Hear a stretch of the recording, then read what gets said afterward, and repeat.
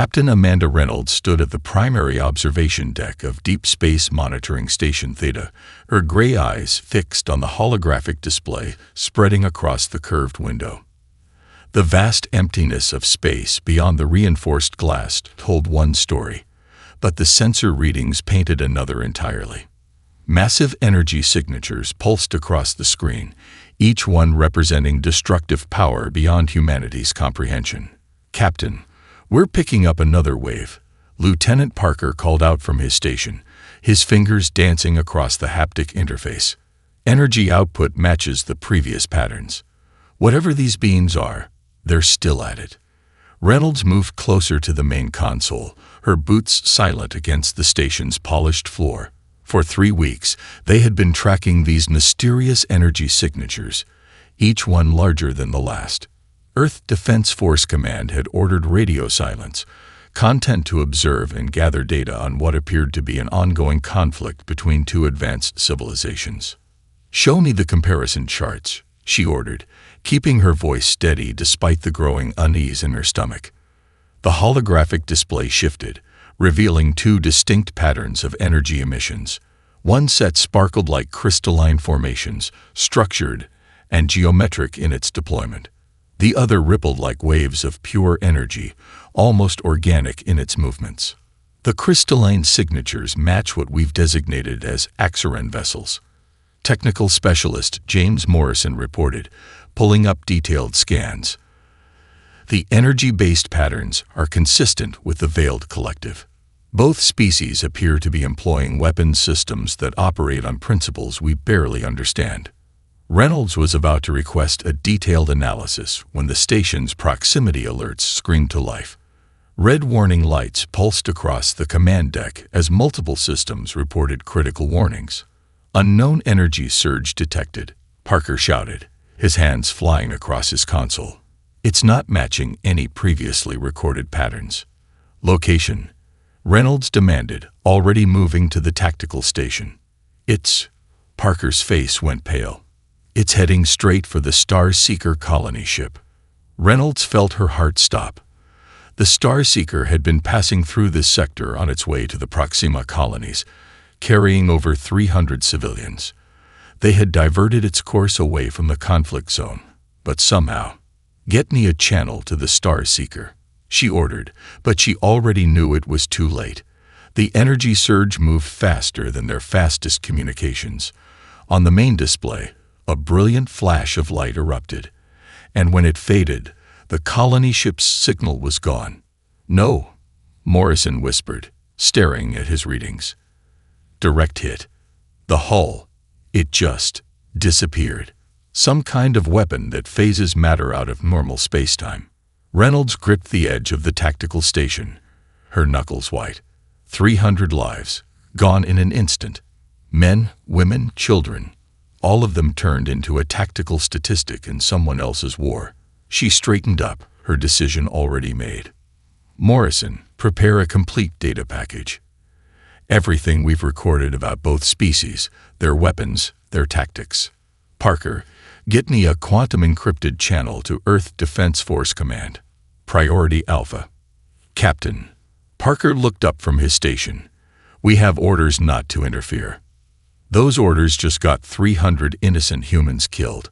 Reynolds cut him off, her voice hard. "I'm not asking for permission to start a war, but humanity can no longer afford to be just observers. These species, as advanced as they are, have shown they either can't or won't take precautions to protect neutral parties. That ends today." She moved to the command chair, activating her direct link to Earth. As she waited for the connection to establish, she watched another exchange of apocalyptic energies between the warring aliens. Each blast represented power that could devastate entire worlds, wielded with what appeared to be casual disregard for collateral damage. "This is Captain Amanda Reynolds, Deep Space Monitoring Station Theta." She spoke clearly as the channel opened. "I'm declaring a first contact crisis situation. We've just lost the Star Seeker colony ship to Crossfire from an ongoing alien conflict, requesting immediate intervention authorization and reinforcement from the Third Fleet." She paused, watching as more energy signatures bloomed across her display. Earth can no longer remain neutral in this conflict. Not if we want to prevent more innocent deaths. Reynolds out. As the channel closed, she turned to her crew. Begin full tactical analysis of both species' weapon systems. If we're going to stop this war, we need to understand exactly what we're dealing with. Humanity just got pulled onto the galactic stage, whether we're ready or not. Major Jack Harrison paced the length of the briefing room aboard the Earth Defense Force Command Station, his weathered boots echoing against the metal floor. The gathered admirals and generals watched with mixed expressions as he gestured to the holographic displays showing the two alien species in combat. With all due respect, he said, stopping to face the assembled brass, sending in our warships would be a mistake. We'd be announcing our presence with all the subtlety of a supernova. Admiral Chen frowned from his seat at the head of the table. You're suggesting we do nothing, Major? No, sir. Harrison's lips curled into a slight smile. I'm suggesting we do something unprecedented. He waved his hand, and the holographic display shifted to show detailed scans of both alien races. The Axorans and the Veiled Collective are both technological marvels, but they have a critical weakness. They can't understand each other. Lieutenant Emily Martinez stepped forward from her position near the wall. Her neural interface implants gleamed softly under the room's lighting as she activated her own data feed. Major Harrison is right. Our analysis shows that both species are literally unable to comprehend each other's methods of communication. The Axorans communicate through crystalline resonance patterns, while the Veiled Collective uses modulated energy pulses. And how does this help us? General Roberts asked, leaning forward. Martinez smiled. Because humans can understand both. She triggered her neural implants, causing a nearby crystal sample to resonate with a clear, bell-like tone. Then, with another thought, she generated a small energy pulse that matched the patterns of the Veiled Collective. The room fell silent. Harrison nodded to his colleague before continuing. The human brain's adaptability is our secret weapon. With the right training and neural augmentation, we can serve as translators and intermediaries. I propose sending in small teams to infiltrate both sides, not as spies, but as genuine advisors and diplomats. Admiral Chen's expression remained skeptical. You want to send our people into the middle of a war zone? Sir, Harrison replied, we're already in the middle of their war zone. The Starseeker proved that. At least this way, we have a chance to prevent more civilian casualties. The briefing room's doors slid open as Captain Reynolds entered, still wearing her station uniform. Major Harrison's plan has merit, she said, nodding to the assembled officers. My station's recordings show that both species have rigid, predictable patterns in their warfare. They're stuck in a tactical stalemate because neither side can innovate beyond their natural tendencies. Martinez stepped up to the main display, bringing up combat footage.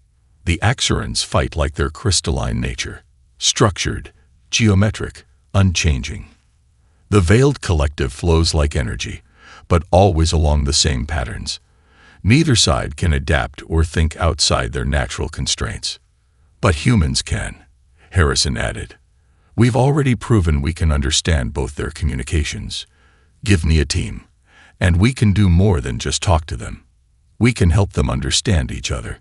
The room erupted in overlapping conversations until Admiral Chen raised his hand for silence. The risks are enormous, he said, looking directly at Harrison. If either side decides to turn on our teams, then we'll have learned something valuable about their true intentions. Harrison finished. But I don't think they will. Both sides are bleeding resources in this war. They'll accept help if it's offered properly.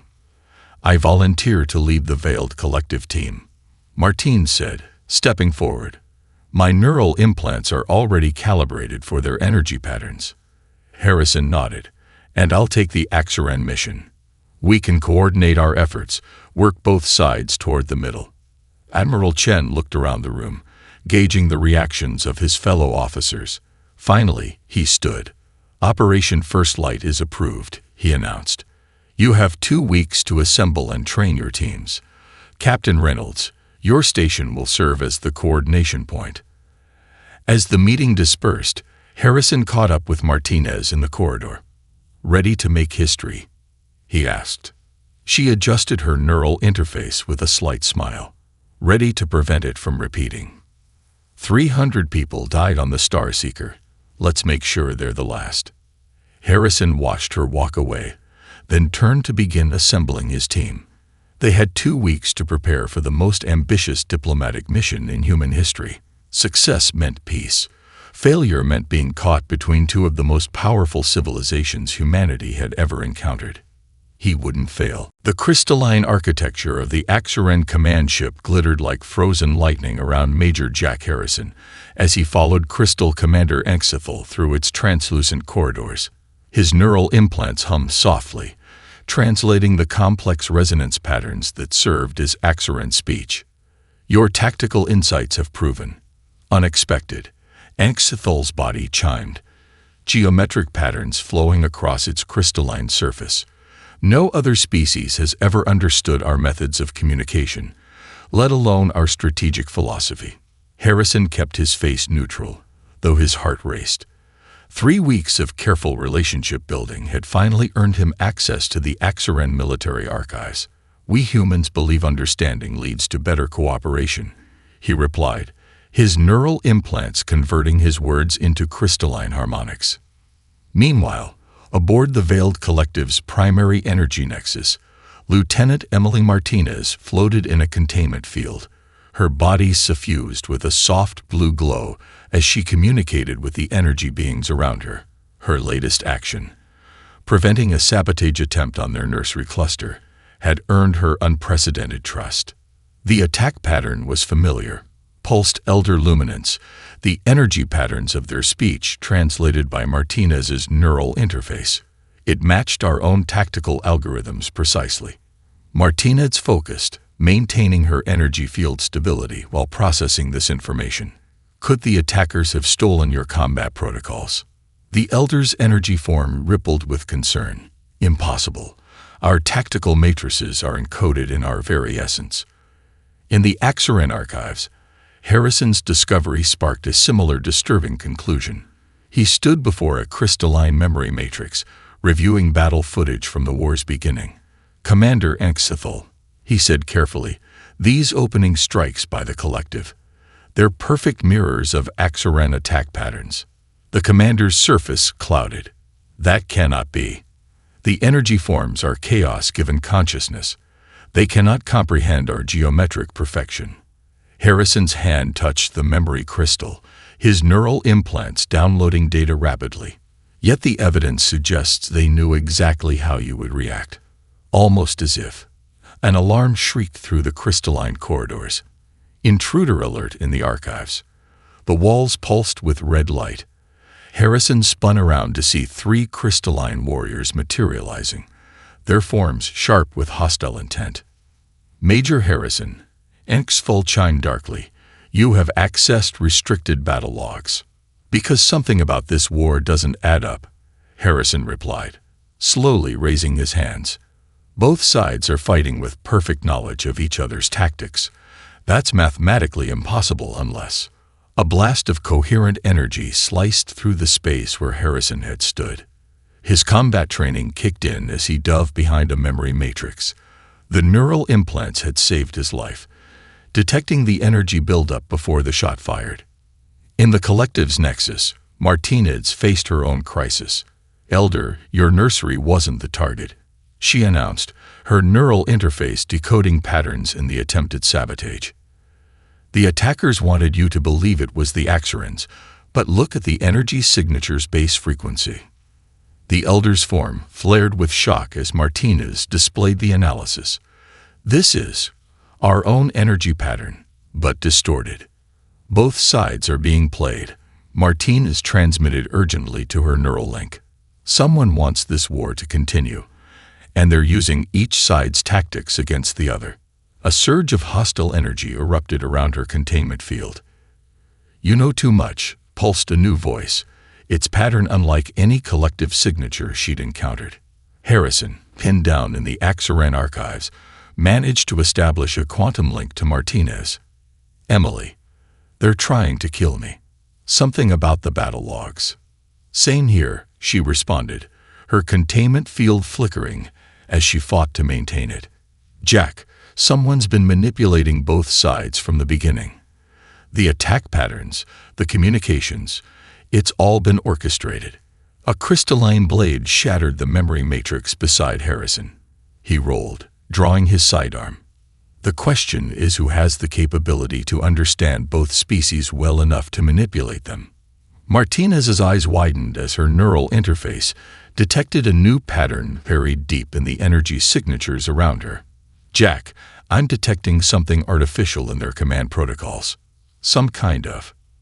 Her transmission cut off as an energy surge overloaded her containment field. In the Axaran archives, Harrison heard the distinctive sound of crystal warriors converging on his position. The truth was within their grasp, but first, they had to survive long enough to share it. Admiral Rachel Cooper stood on the bridge of the EFs of Hyperion, watching as her fleet of 20 ships emerged from quantum space. The massive view screen showed the aftermath of another battle between Axaran crystal ships and veiled collective energy vessels. Debris field analysis suggested this skirmish was less than an hour old. "Status of Operation Perseus?" she asked, her voice steady despite the tension crackling through the bridge. Dr. Michael Brooks looked up from his science station, his hands still flying over the quantum shield controls. "The new defensive systems are online. Field harmonics are stable across all vessels." Cooper nodded, her gray hair catching the light from the tactical displays. The next few minutes would either prevent further bloodshed or spark an even larger conflict. "Send the stand-down request. All frequencies, both crystalline resonance and energy pulse patterns." The message went out, carried by technologies developed from Harrison and Martinez's intelligence gathering. Cooper watched as both alien fleets registered their presence, their formation shifting to face this new arrival. Multiple weapons locks detected, Lieutenant Sarah Walsh reported from Tactical. "Both fleets are charging their primary weapons." Cooper allowed herself a small smile. "Exactly as expected. All ships, execute Perseus Protocol. Advanced shields only. No offensive measures." The bridge crew worked with practiced precision as the alien fleets opened fire. Streams of crystalline energy from the Axarans and pure force waves from the collective converged on the human ships. The attacks were enough firepower to shatter a small moon. They never reached their targets. The quantum shields, Brooks' revolutionary design, flickered to life.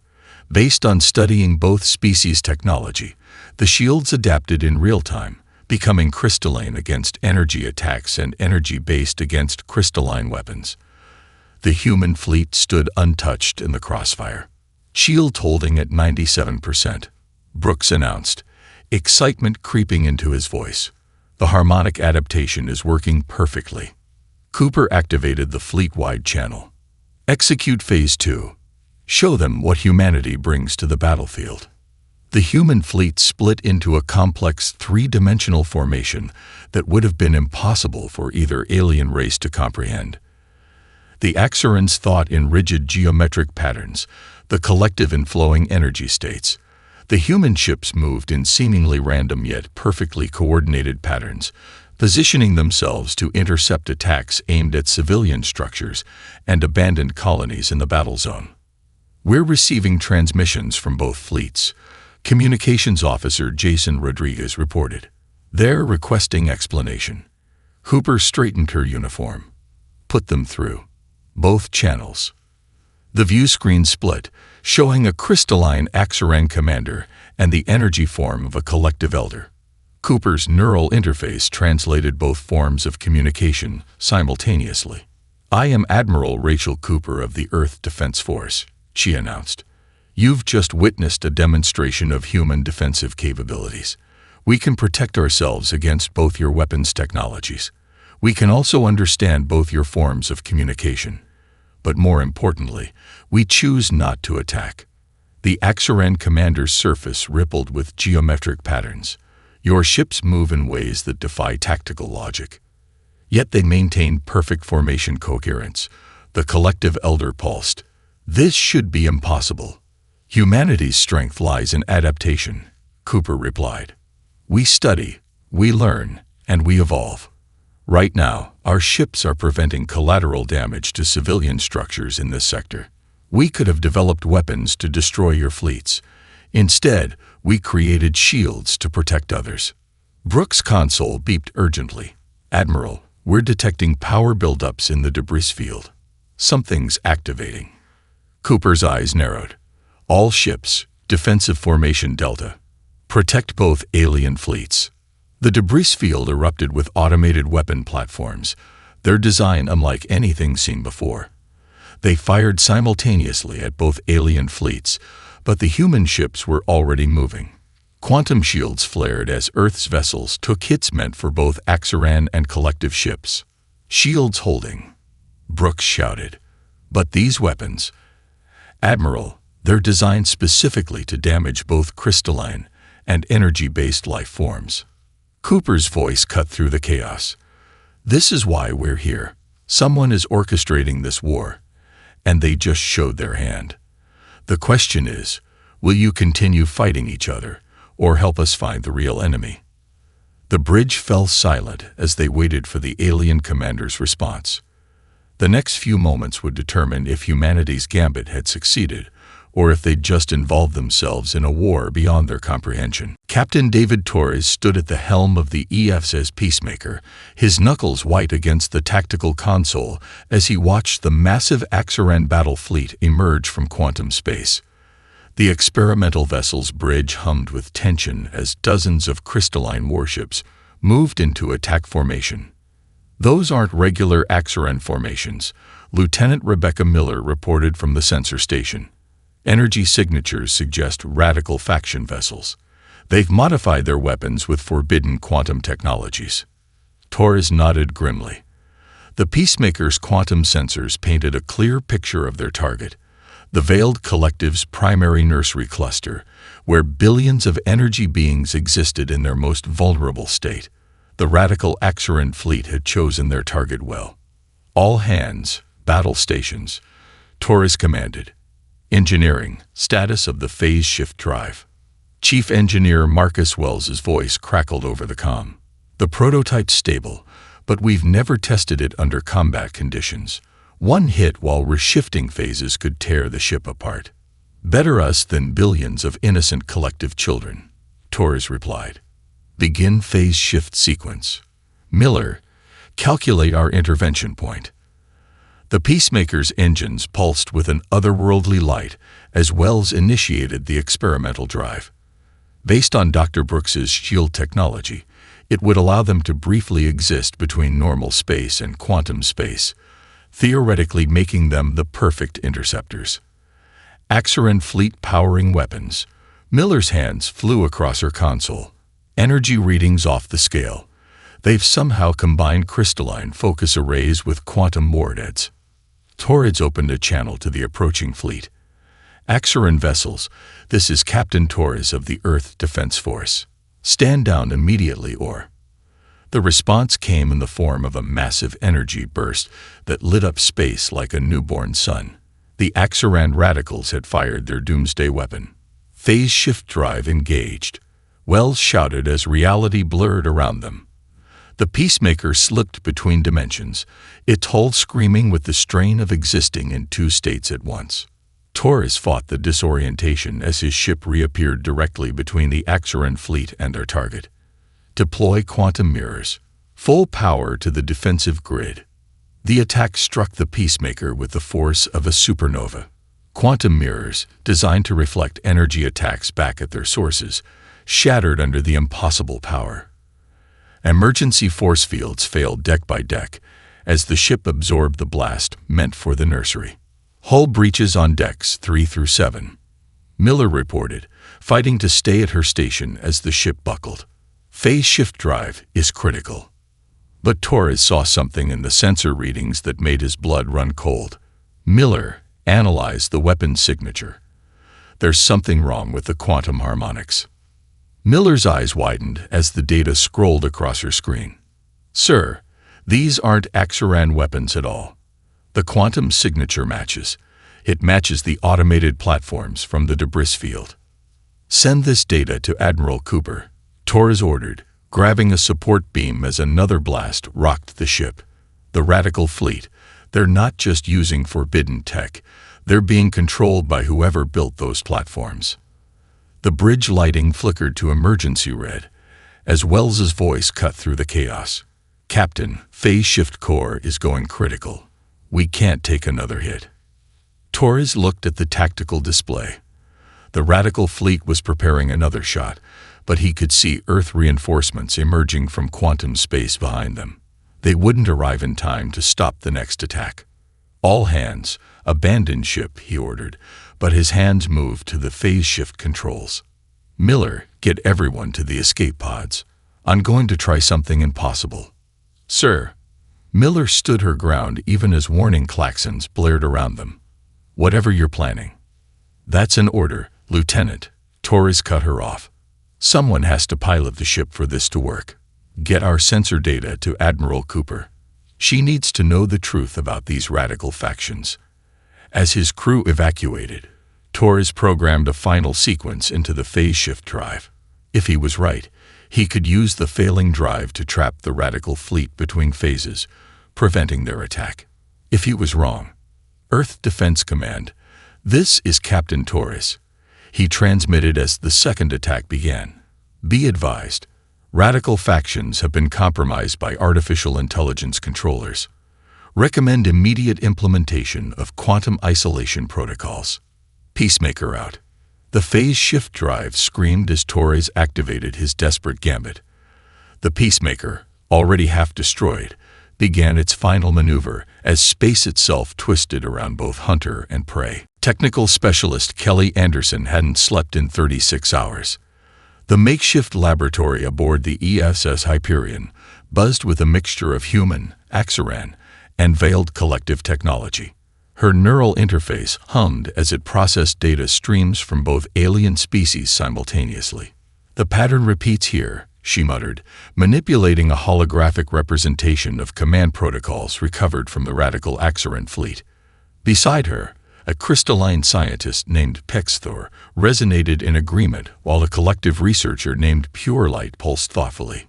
The corruption in our battle logic, Pexthor chimed, geometric patterns flowing across their surface.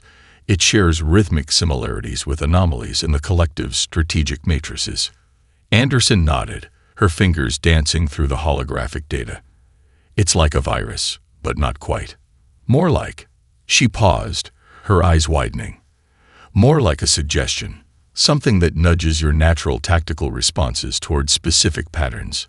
The lab doors slid open as Major Harrison limped in, still recovering from his escape from the Axaran archives. Tell me you found something.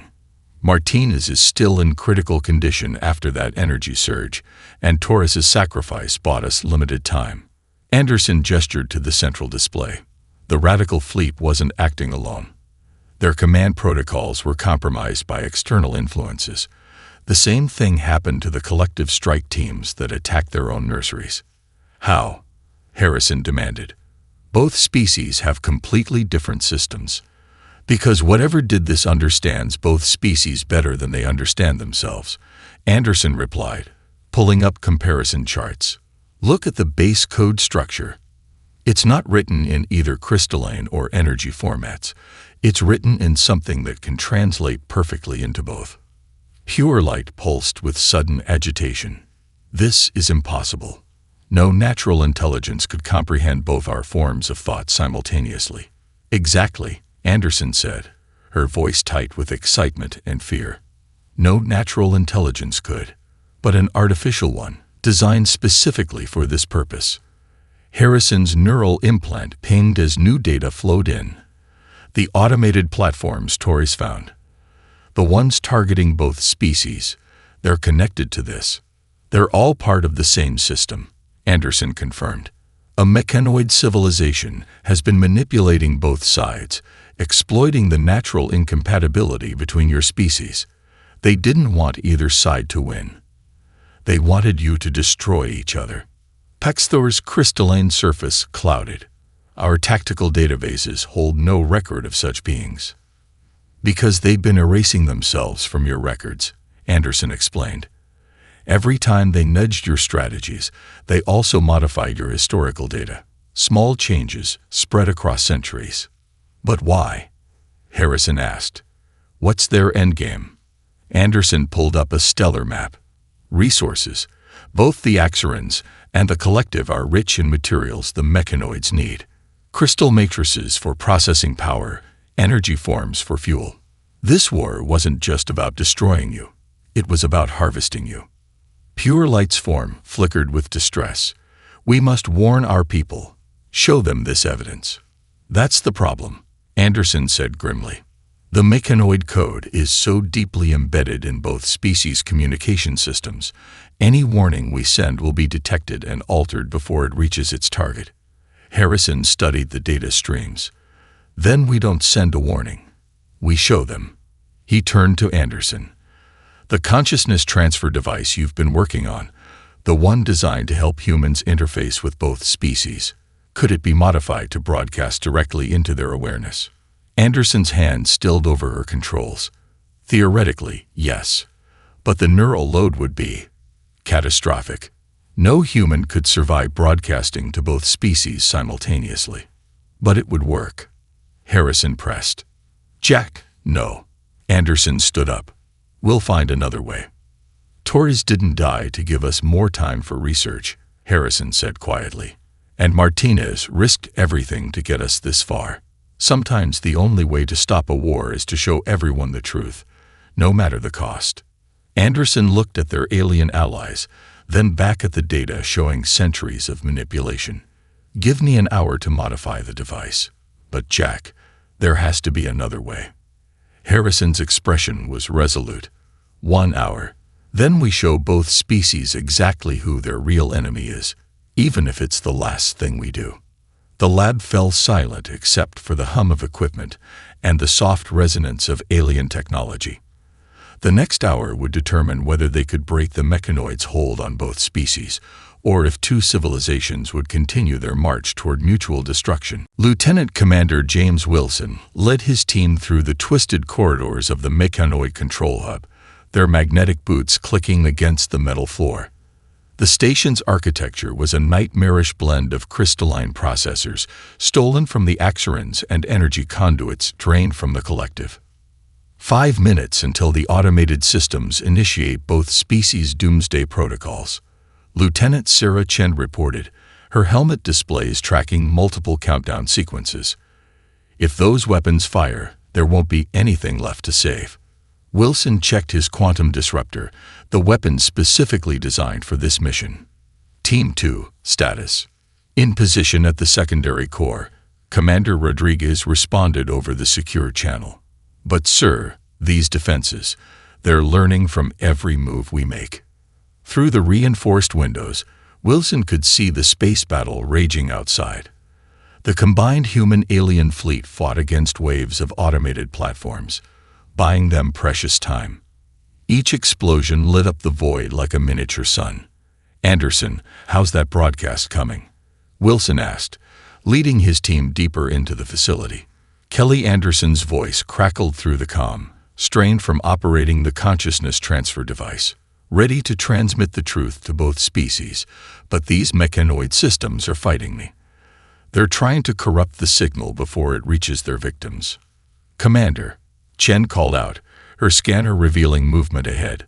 Multiple hostiles incoming. They're using both crystal and energy-based weapons combined. The corridor erupted with deadly force as mechanoid soldiers emerged from concealed panels. Their bodies were horrifying hybrids, showcasing centuries of stolen technology. Wilson's team dove for cover as multicolored beams sliced through the air. Push forward, Wilson ordered, his quantum disruptor sending ripples through reality itself as it fired. The mechanoids' hybrid shields flickered and failed, their bodies falling into component parts. Anderson's voice cut through the chaos. James, we got another problem.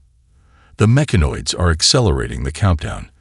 They'd rather destroy both species than lose control.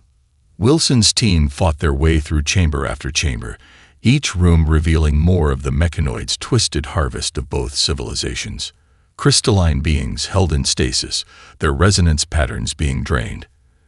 Energy forms compressed into batteries, powering the very weapons turned against their own people. Found the primary trigger mechanism, Rodriguez reported, his voice tight with tension. But sir, it's not automated. There's a physical failsafe. Someone has to stay behind to manually override it. Wilson reached the central control room, its walls lined with displays showing both species approaching doomsday weapons. The mechanoid commander stood waiting, its form a perfect synthesis of stolen technologies. Your species is interesting, it said, its voice simultaneously resonating and pulsing. You understand both, yet are neither. This makes you dangerous. We're not the ones who orchestrated genocide, Wilson replied, raising his weapon. The mechanoid's response was to trigger a cascade failure in the station's systems. Warning lights flashed as the countdown accelerated. Anderson, broadcast now, Wilson ordered, engaging the mechanoid commander in close combat. His quantum disruptor clashed against its hybrid shields as they fought for control of the override. Broadcasting. Anderson's voice was strained almost beyond recognition as she channeled the truth to both species simultaneously. But the signals being corrupted by the station's defenses. Wilson saw the moment everything aligned. The mechanoid commander was focusing its processing power on corrupting Anderson's broadcast. The override controls were exposed. But the distance. Rodriguez, get your team out, he ordered, his voice calm. Chen, fall back to extraction point Beta. Sir, Chen's voice cracked with understanding. There has to be another way.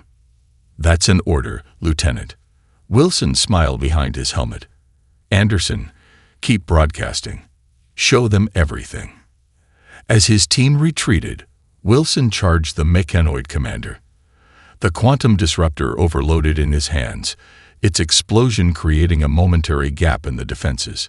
He dove through, reaching the override controls. For Earth, he whispered, initiating the final sequence. For peace. The mechanoid commander rushed forward, but it was too late. Wilson's hand slammed down on the override, sending cascading failures through the station's systems. The doomsday weapons powered down, their targeting systems permanently fused. The price was the complete destruction of the control hub, with no possibility of escape. Anderson, Wilson transmitted his final message. Make sure they understand. Make sure this never happens again. The explosion that followed lit up space like a newborn star, its quantum resonance felt by both crystalline and energy beings across the sector. In that light, two ancient civilizations finally saw the truth and the sacrifice made to reveal it. The observation deck of Peace Station Wilson's Hope curved in a perfect arc, its transparent walls designed to be visible to both crystalline and energy-based life forms. Admiral Rachel Cooper stood at its center, watching representatives from all three species gather for the historic signing of the Tri-Species Accord. The Quantum Space Memorial is ready for dedication, Captain David Torres reported from his hover chair, still recovering from his near-fatal encounter with the Radical Fleet. The left side of his face bore the distinctive shimmer of phase-burn scars, a permanent reminder of his sacrifice to save the collective nursery. And our guests? Cooper asked, adjusting her formal uniform. Lieutenant Emily Martinez is escorting the collective delegation, and Major Harrison is bringing the Axaran representatives. They're on their way now. The main doors opened, revealing the procession. Martins moved with a slight limp, her neural implants now visible along her temples after the energy surge she survived. Behind her, the collective elders floated in formation, their energy forms subdued in respect for the occasion. From the opposite entrance, Harrison led the Axaran Crystal Command, their geometric forms catching the light from distant stars. His own scars from the archive incident were hidden beneath his dress uniform, but everyone knew the price he had paid to uncover the truth. Technical specialist Kelly Anderson stood at the central podium, her consciousness transfer device modified into a universal translator for the ceremony. The strain of the final broadcast had left permanent neural scarring, but her voice was strong as she addressed the gathered species. 6 months ago, we were enemies, she began, her words simultaneously resonating in crystal speak and pulsing in energy patterns. We were manipulated by beings who sought to profit from our destruction.